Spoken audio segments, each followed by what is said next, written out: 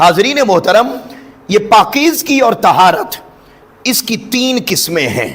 एक है जिसे हम ज़ाहिरी तहारत कहते हैं, जो हमें नज़र आती है कि हम अपने जिस्म को पाक और साफ रखें।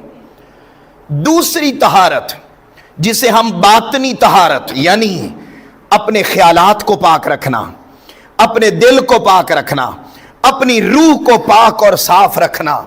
और तीसरा ज़ाहिरी तहारत, बातनी तहारत, और तीसरी तहारत होती है सिर की तहारत।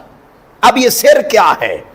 तसव्वुफ में, रूहानियत में ये टर्म इस्तेमाल होती है, और जितनी भी उम्महातुल कुतुब तसव्वुफ पर लिखी गई, हर एक में औलियाए इज़ाम ने इस टर्म को इस्तेमाल किया। और वो क्या है, मिसाल देकर समझाते हैं कि जैसे एक मकान है, तो मकान का एक बाहिर है, बाहर से हमें नजर आ रहा है, अब उसके बाहर के हिस्से को पाक और साफ रखना।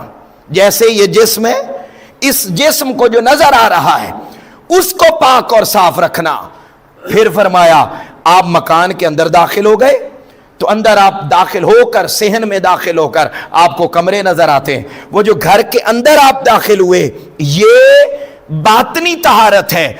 और फिर उस अंदर के अंदर आप किसी कमरे में दाखिल हो गए, तो उसे सिर कहते हैं। मतलब ये कि एक हमारा जिस्म है, ये हो गया ज़ाहिरी तहारत, एक हमारा बातिन है, वो हो गया बातनी तहारत। और फिर उस बातिन के अंदर भी एक बातिन है, वो जो अंदर का बातिन है उसे भी पाक और साफ कर लेना, इसे सिर की तहारत कहते हैं।